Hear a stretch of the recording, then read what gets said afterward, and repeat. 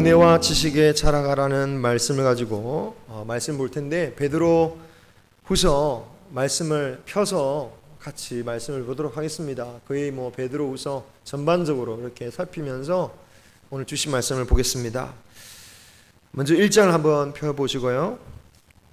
이 베드로 후서는 바울이 죽기 직전에 쓰여진 유언적인 편지라고 할 수 있습니다. 1장 14절을 한번 보시면 베드로 본인 스스로도 자신의 죽음이 임박했다라는 것을 느꼈던 것 같아요. 14절을 보니까 예수 그리스도께서 내게 지시한 것 같이 나도 나의 장막을 벗어날 것이 임박한 줄을 안다 라고 고백하고 있는데요. 여기서 장막을 벗는다라는 것은 자신의 육신의 장막, 이 땅에서의 장막, 죽는 것을 의미하는 것입니다.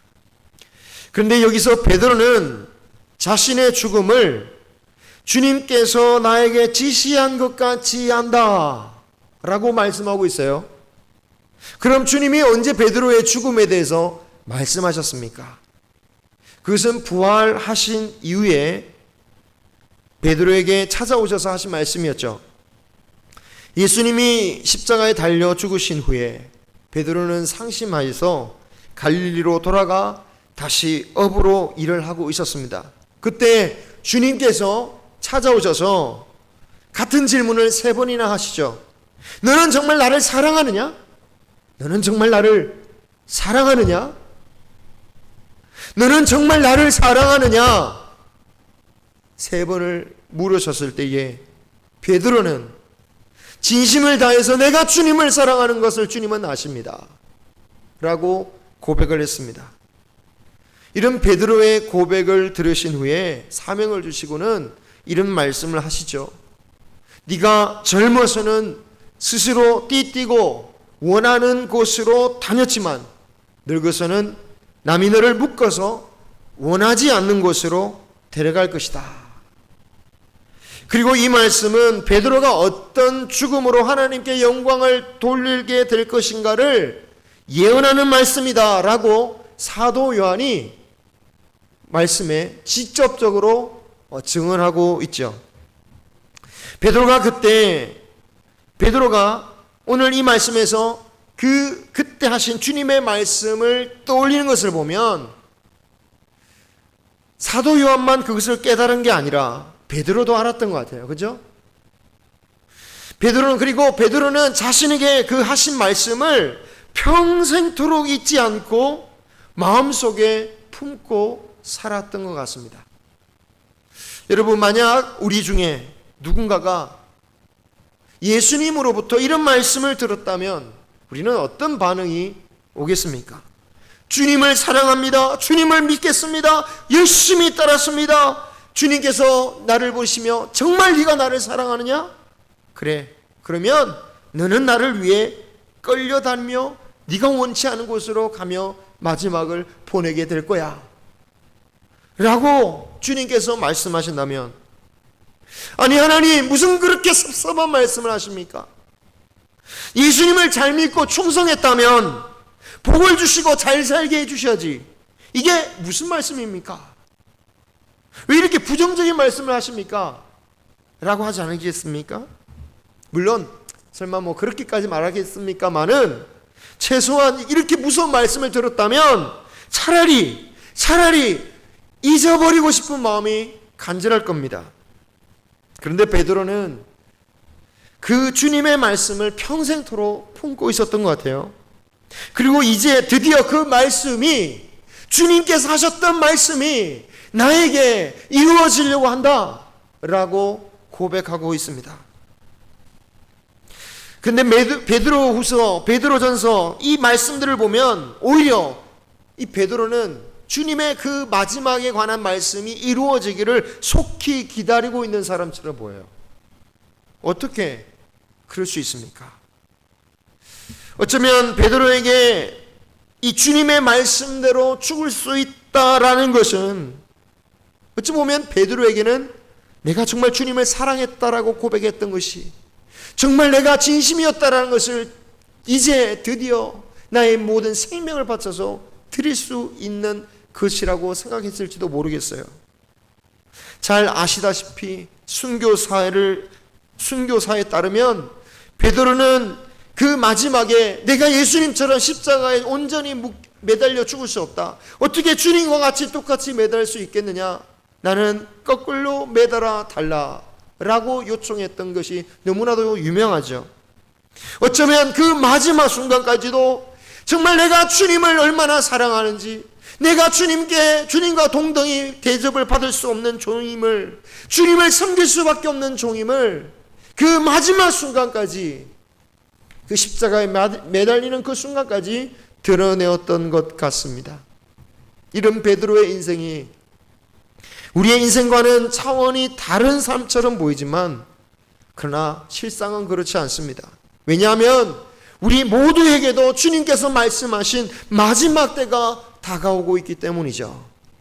우리도 예수님을 사랑한다면 내 마음대로 살다가는, 내가 정말 우리가 예수님을 사랑한다면 내 마음대로 살다가는 인생을 꿈꾸기보다, 내가 정말 하고 싶은 걸 정말 소원 다 풀고 살다가는 그런 인생을 꿈꾸기보다 주님을 위하여서 내가 낮아지고 내가 주님으로 인해서 섬길 수 있는 그런 인생을 꿈꿀 수 있는 우리 모두가 되기를 소망합니다.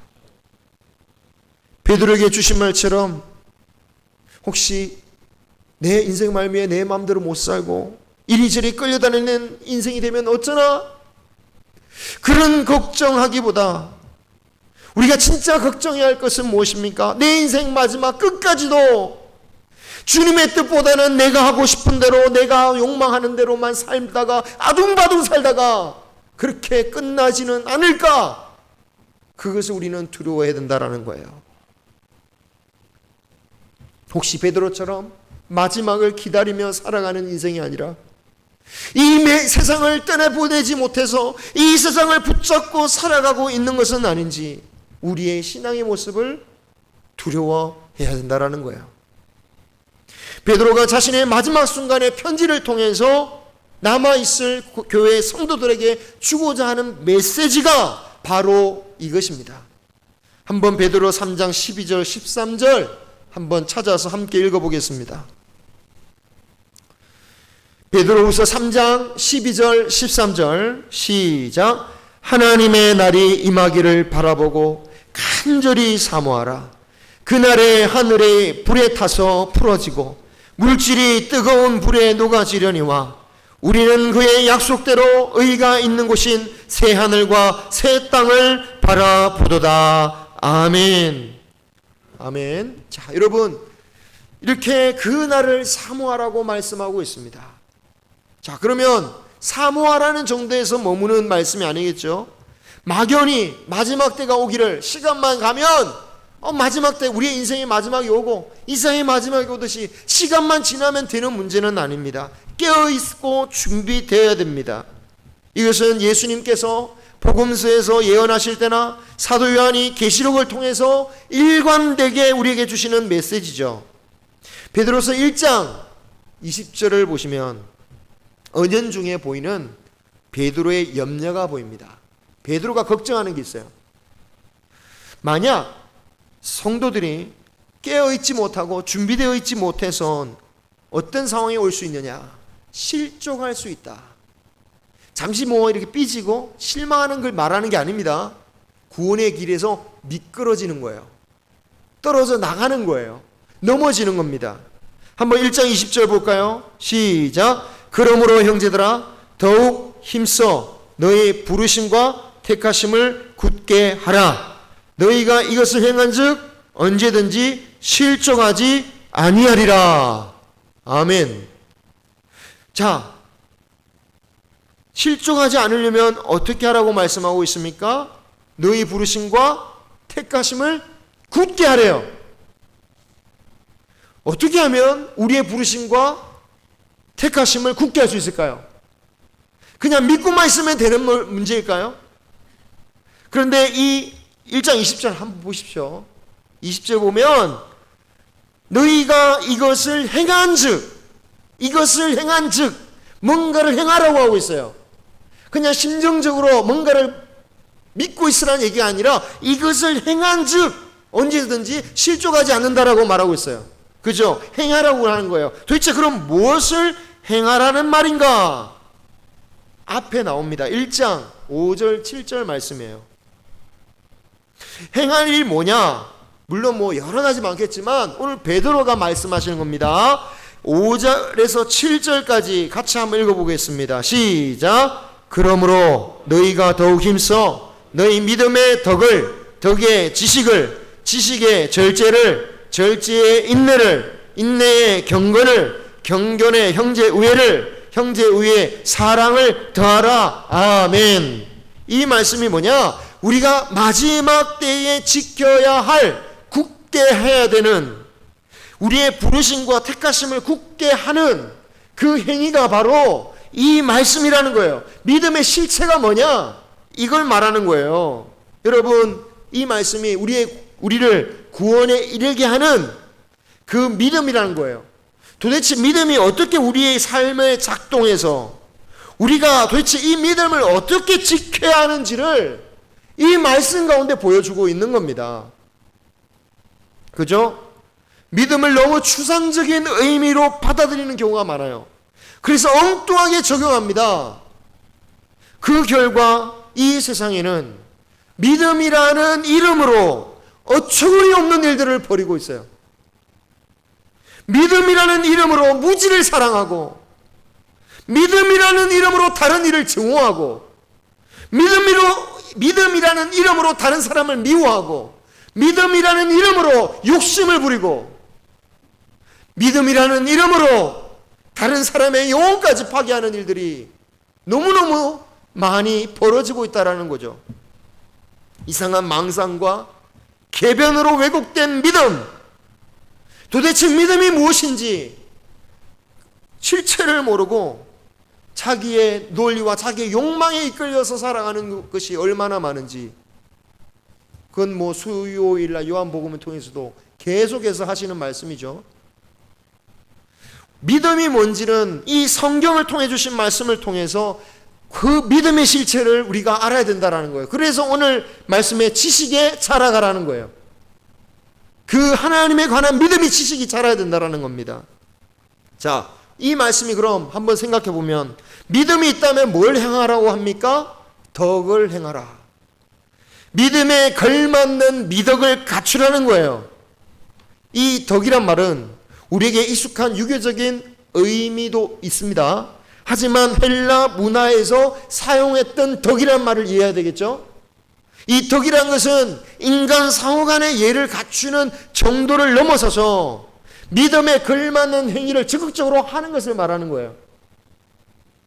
그냥 예의 범죄를 지키거나 바른 인성을 가지는 정도가 아니에요.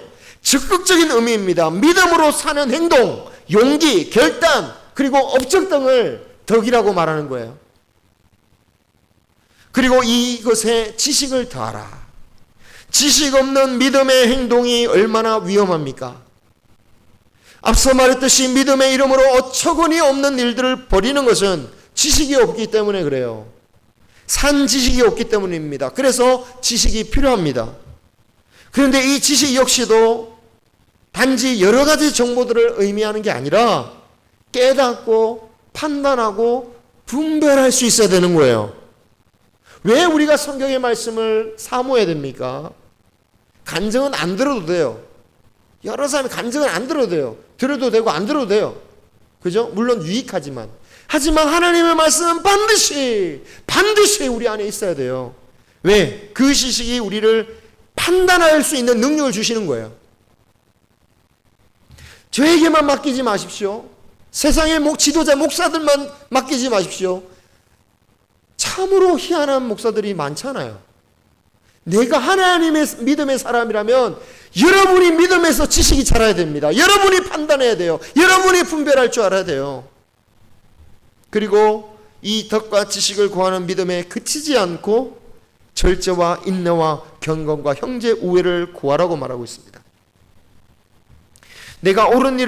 내가 주님의 뜻을 깨닫고 행하면서도 실패하고 좌절하는 이유는 절제하지 못하고 인내하지 못하실 때가 많습니다.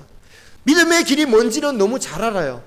너무 이거 어떻게 사는지 너무 잘 알아요. 하지만 세상의 즐거움과 쾌락에 빠지니까 믿음의 길로 못 가는 거죠. 믿음의 길이 뭔지 분명히 압니다. 이렇게 해야 된다는 거 알아요. 그런데 참지 못해서 못해요. 그래서 믿음 외에 인내를 더하는 것이 무엇이다? 마지막 때에 우리의 믿음을 지키는 거예요. 그것이 우리의 믿음을 지키는 겁니다. 그냥 앉아서 가만히 말씀 듣고 가만히 있다가 그냥 집에 갔다 왔다 갔다 하는 것이 믿음을 지키는 게, 물론 그것도 힘든 경우도 있지만 그것만 말하는 게 아니다라는 거예요. 이거에 필요한 것이 경건입니다. 경건이 무엇입니까? 하나님을 두려워하는 겁니다. 하나님을 사랑하는 겁니다. 하나님을 닮아가려고 하는 것이 경건입니다.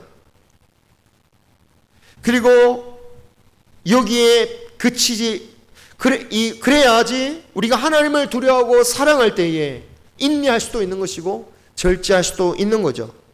사랑하는 자녀를 위해서 내가 쓰는 거 아끼듯이, 내가 하고 싶은 삶 참고 자녀들을 위해 사는 인생을 살듯이 그리스도를 더욱 사랑하고 두려워함으로 내가 절제하고 인내할 수 있는 겁니다. 자, 여기서 그치는 게 아니라 형제 우애를 더하고 더 나아가서 최종적으로 사랑을 더하라라고 하고 있습니다. 이 말씀이 뭘 말합니까? 우리의 믿음이 자라가서 최종적으로 이루어야 할 목표가 뭐냐? 사랑을 이루는 것이다. 이런 믿음의 과정들이 대단히 단계별로 고차원적인 것처럼 느껴질 수 있지만 사실상 단순한 겁니다. 믿음은 어디로 이어져야 된다? 결국은 사랑으로 이어져야 된다라는 겁니다.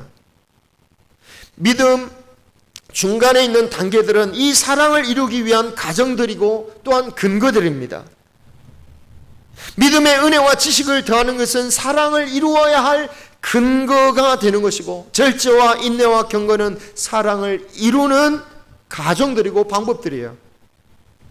그리고 형제 우애는 사랑을 이루어야 할 첫 번째 대상이 누구냐? 믿는 사람들이다라는 것을 말하고 있습니다. 여기 형제는 성도들을 말하는 거죠. 첫 번째 우리가 사랑을 해야 할 대상들이 누구냐? 믿는 자들이라는 거예요. 서로 믿는 자들. 그리고 종국적으로는 마지막에 사랑을 더하라는 건 뭡니까? 원수까지도 사랑하라고 하셨던 그 사랑을 이루는 것이다.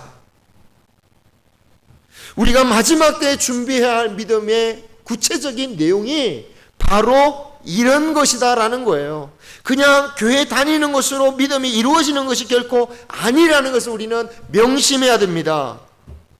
자, 제가 너무 자주 교회 다닌 것만이 믿음을 이룬 게 아닙니다 라는 말을 하니까 그래, 교회 좀 빠져도 되는구나. 오해입니다. 오해. 왜 오해입니까? 진짜 믿음이 뭡니까? 교회를 다니는 것으로 만족하지 아니하고 그 교회를 이루는 형제를 사랑하는 거예요. 사랑하면 어떻게 됩니까? 더 자주 모이게 되고 그를 위해서 더 기도하고 그와 함께 더욱더 하나님 앞에 함께 모이기를 힘쓰게 되는 거죠. 이것이 바로 진짜 믿음이고 우리가 지켜야 할 믿음입니다. 베드로는 이런 것을 이루지 않는 신앙이 얼마나 위태롭냐 그것을 말해요. 1장 8절 보시면 1장 8절을 보면 참 다행스러운 말씀이 나옵니다. 이 베드로의 편지를 받는 교회와 성도들에게 여러분에게 이런 믿음의 행위들이 있다라고 말해요. 그래서 내가 너무 기쁜 거예요. 베드로가 그래, 여러분에겐 이런 믿음이 있습니다. 그렇지만 만약에 이런 것이 없는 자는 9절에 뭐라고 비유합니까? 맹인이다. 이런 믿음이 준비되어 있지 않은 사람은 마지막 날을 내다보지 않는 사람이다라는 거예요.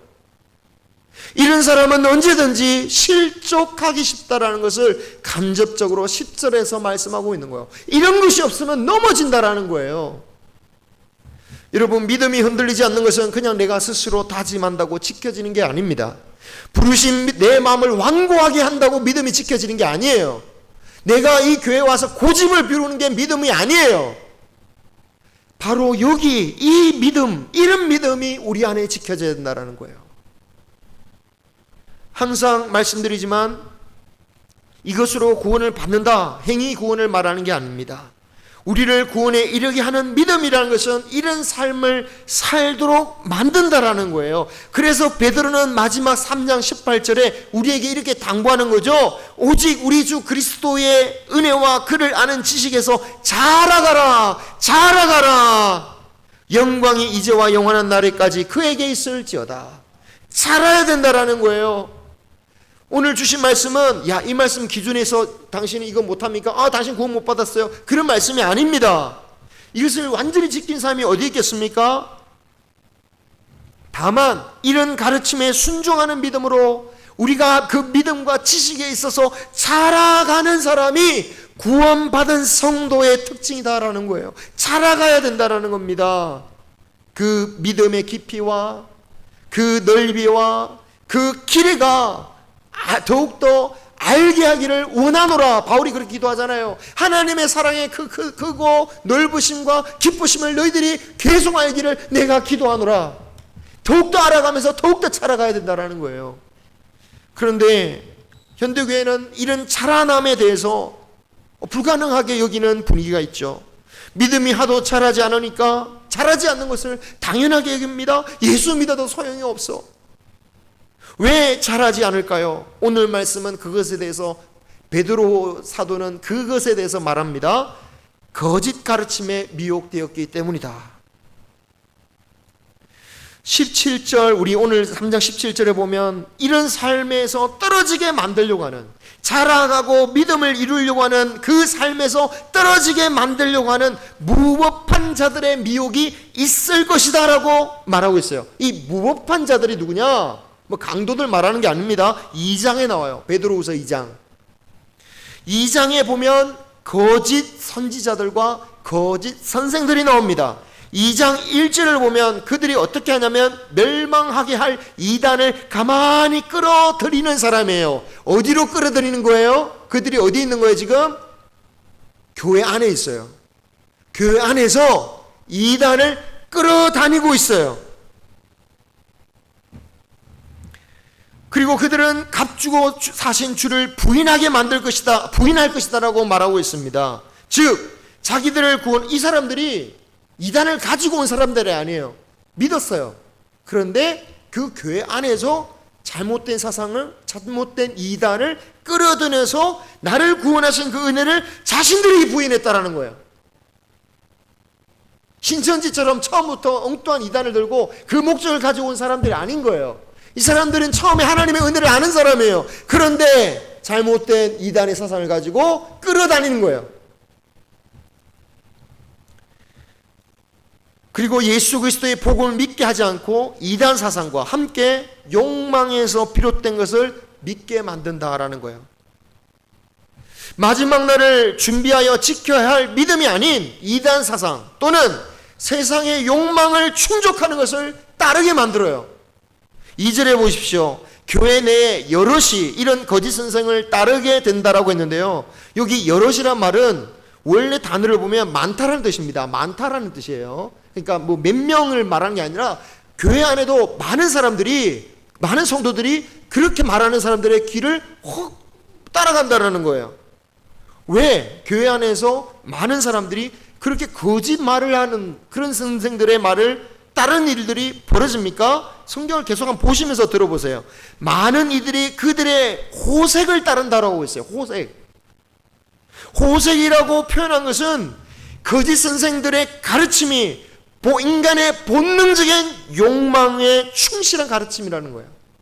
욕망을 자극하고 그 욕망에 충실한 가르침이다라는 거예요. 심지어는 3절에 보면 심지어 그런 식으로 가르치는 선생들조차도 본능에 따랐기 때문에 그들이 그렇게 가르치는 목적이 뭡니까? 성도들의 로부터 이익을 받는다. 즉 성도들의 호주머니를 털기 위해서 말을 지어낸다는 것을 말하고 있어요.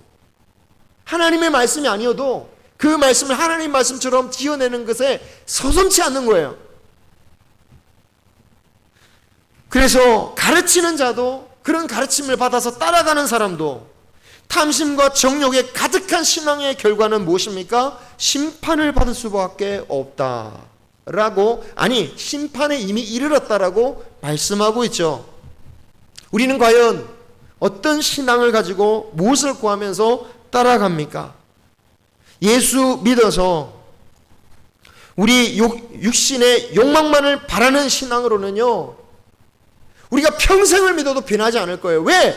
우리의 신앙의 목적이 나의 욕망을 충족하는 거라면 어떻게 우리가 자라가겠습니까?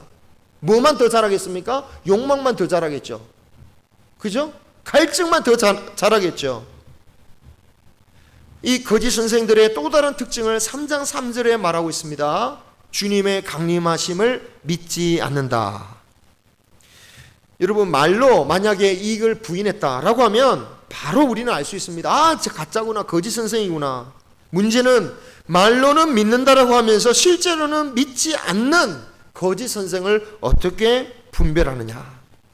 열매로 알 수 있죠. 말세를 믿지 않는 자의 행동을 하는 겁니다. 그 행동이 뭐냐? 3절. 말세에 조롱하는 자들은 어떻게 살아갑니까? 자기의 정욕을 따라 행하는 거예요. 자기가 하고 싶은 대로 살아가는 거예요. 하나님의 말씀보다 자기가 하고 싶은 대로 사는 거예요.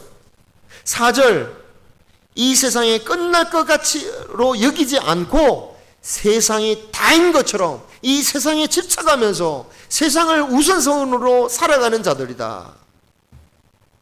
벌써 30년이 다 된 사건이지만 1992년도에 주님의 재림이 임한다고 이 세상이 멸망할 것이라고 주장했던 이장님은 정작 그 92년도에 주님이 오신다라고 말했으면서 그렇게 선포해놓고도 정작 자신은 93년도에 만기되는 채권을 구입했었어요. 말로는 재림을 외쳤지만 실제로는 본인도 믿지 않았다라는 거죠. 그 바람에 그것이 드러나면서 사기죄가 성립되고 감옥에 갔었어요. 여러분, 이런 세상의 미혹들을 이기고 은혜와 지식에서 자라시기를 축원합니다. 이것은 어려운 일입니다. 우리의 힘으로 불가능합니다. 우리의 구원이 하나님의 은혜로 가능하듯이 우리가 자라나는 것도 성령의 역사라야 가능한 것이죠. 바울이 바울이 심고 아볼로가 물을 뿌려도 자라게 하시는 분은 하나님이시다라고 했잖아요. 그래서 우리는 성령의 도우심을 기도로 구할 수 있기를 소망합니다. 그런데 이 성령의 도우심은 우리가 그 성령의 요구에 순종하지 않는데도 임하는 법은 결코 없는 거예요. 베드로가 말씀하신 것처럼 믿음의 덕의 지식의 절제의 인내를, 인내의 경건을, 그리고 최종 목적인 형제 우애와 사랑을 더하는데 힘쓰시기를 소망합니다. 이것을 붙들어야 돼요. 그리하면 우리의 믿음은 자라가게 되어 있는 것이고, 그리고 그런 자라나는 믿음 가운데 주시는 복이 뭡니까? 우리의 마지막을 두려워하지 않는 거예요. 베드로처럼 주님이 말씀하신 것처럼 정말 마지막 때가 왔구나, 오히려 기대하고 소망하면서 그 마지막을 살아갈 수 있는 것입니다. 우리의 이 말씀으로 이 마지막 때를 승리하는 저와 여러분이 되시기를 주님의 이름으로 축원합니다. 기도하겠습니다.